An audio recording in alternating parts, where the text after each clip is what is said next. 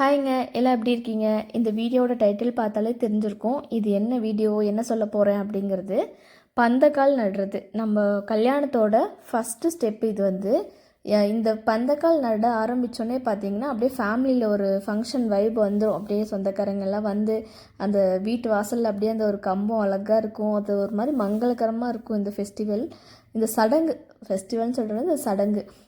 இது வந்து பார்த்திங்கன்னா நாங்கள் கரெக்டாக இன்றைக்கி என்றைக்கு தேதி என்னென்னா இன்றைக்கி வந்து February 4 வந்து நம்ம பந்தக்கால் ஊனியாச்சு. அதுக்கான அரேஞ்ச்மெண்ட்ஸ் எல்லாம் போயிட்டுருக்கு. உங்களுக்கு வீடியோஸில் பார்த்தாலே தெரிஞ்சிருக்கும். இந்த பந்தக்கால் ஊன்றதில் கூட பார்த்திங்கன்னா ஒரு இடத்துல ஒரு மாதிரி பண்ணுறாங்கங்க. இப்போது நான் நிறைய வீடியோஸில் பார்த்தேன். நேற்று வந்து சும்மா பார்த்தேன் ரெஃபரன்ஸ்க்கு என்னெல்லாம் நடக்குது அப்படின்ட்டு. ஒரு இதில் ஒரு மாதிரி சில பேர் பார்த்திங்கன்னா அந்த கம்பை எடுத்துகிட்டு போயிட்டு மொட்டை மாடியில் வைக்கிறாங்க. இதில் குழி பறிக்க வந்தவங்க கேட்குறாங்க, நேற்று லெஃப்ட் சைடு வைக்கணுமா ரைட் சைடு வைக்கணுமா அப்படிங்கிறது. எப்படின்னா வைப்பாங்க எல்லாரும் அப்படின்னு சொல்லி, அம்மா வேலைக்கு போயிட்டாங்க நேற்று, அதனால் எப்படின்னா வைப்பாங்கன்னு சொல்லி கேட்டால் மோஸ்ட்லி எல்லாருமே வந்து லெஃப்ட் சைடு தான் வைப்பாங்க அப்படின்ற மாதிரி சொன்னாங்க.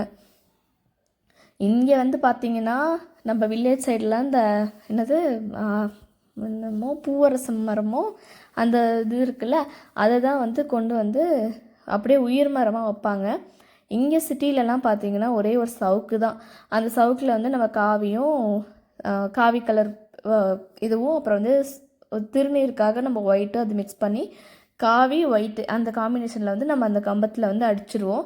எப்போவுமே அக்கா ஃபங்க்ஷனுக்குலாம் பார்த்திங்கன்னா அங்கே நம்ம கொஞ்சம் மெயினில் இருந்தனால எல்லா பொருளுமே கொஞ்சம் ஈஸியாக கிடச்சிருச்சு.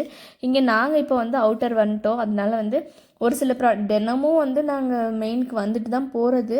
இருந்தாலும் டக்குன்னு என்னென்ன வாங்கணுங்கிறது எந்த ஃபங்க்ஷன் இருந்தாலும் அப்படி தானே, எதையாவது ஒன்று மறந்துடுவோம் வழக்கம் போல். அந்த மாதிரி மறந்தது பார்த்திங்கன்னா வாழை இலை. என்னென்னா இங்கே இருக்குது அப்படின்ற ஒரு அசால்ட்டில் விட்டாச்சு. ஆனால் பார்த்திங்கன்னா இந்த வாழை கொத்துக்காக எதுனா மாங்கொத்துக்காக வேண்டி இங்கேருந்து அவ்வளோ தூரம் போயிட்டு, அதாவது நரசிம்மநாயக்கன் பாளையம்லேருந்து பூ மார்க்கெட்டில் போய் திருப்பி அதை வாங்கிட்டு வந்தாங்க. ஏன்னா இங்கெல்லாம் வந்து ஒரு வீட்டில் இருந்தாலும் நமக்கு கேட்குறதுக்கு சங்கடம். சில பேர் தருவாங்க, சில பேர் அதெல்லாம் இல்லை ஆள் இல்லை அப்படின்ட்டு ஒரு மாதிரி மூஞ்சி அடிச்ச மாதிரி பேசிடுவாங்க. அதனால் எதுக்கு அப்படின்ட்டு திருப்பி அதை போயிட்டு எடுத்துகிட்டு வந்தாங்க. ஃபஸ்ட்டு வந்து என்ன பண்ணாங்கன்னா நவதானியம் இருக்குல்ல, அதை வந்து மஞ்சள் துணியில் வந்து கட்டியாச்சு. ஃபஸ்ட்டு வந்து பார்த்திங்கன்னா அந்த கம்பத்தில் கட்டுறது கொத்து.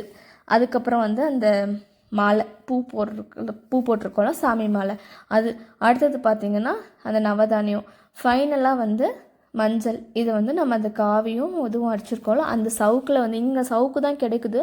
அதனால் நம்ம சிட்டியில் மோஸ்ட்லி வந்து பந்தக்கால்ன்றது இந்த சவுக்கில் தான் பண்ணுறது.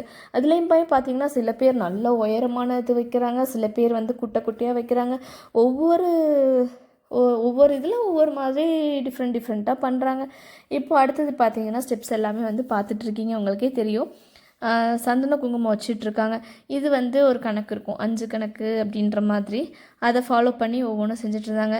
இதில் எனக்கு இன்னொரு விஷயம் என்னென்னா, பந்தக்கால் நடுற அன்னைக்கு பார்த்திங்கன்னா நாங்கள் மெஹந்திக்கு புக் பண்ணோம்.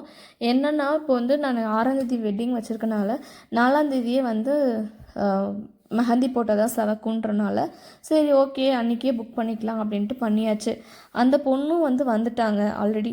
எனக்கு பார்த்திங்கன்னா காலையில் 8:30 மணிக்கு ஸ்டார்ட் பண்ண மெஹந்தி முடிகிறதுக்கே 5 மணி ஆகிடுச்சு. ஏன்னா ப்ரைடல் மெஹந்தி போடும்போது வந்து கொஞ்சம் நார்த் இந்தியன்ஸாக இருந்தால் கொஞ்சம் ஸ்பீடாக டக்குன்னு போட்டுருவாங்க. தமிழ்காரங்க வந்து அவ்வளோக்கா அவங்களுக்கு ப்ராக்டிஸ் இருக்காதுல்ல, அதனால் அவங்க கொஞ்சம் ஸ்லோவாக தான் போடுவாங்க. ஆனால் டிசைன்ஸ் எல்லாமே பார்த்திங்கன்னா நார்த் இந்தியனை விட நம்ம தமிழ்காரங்களோட டிசைன்ஸ் ரொம்ப பர்ஃபெக்ஷனாக இருக்கும். எனக்கு வந்து பார்த்திங்கன்னா நம்ம தமிழ்கார ஒரு பொண்ணு தான் சொல்லியிருந்தோம், அவங்க வந்து ரொம்ப அழகாக போட்டு கொடுத்துருந்தாங்க.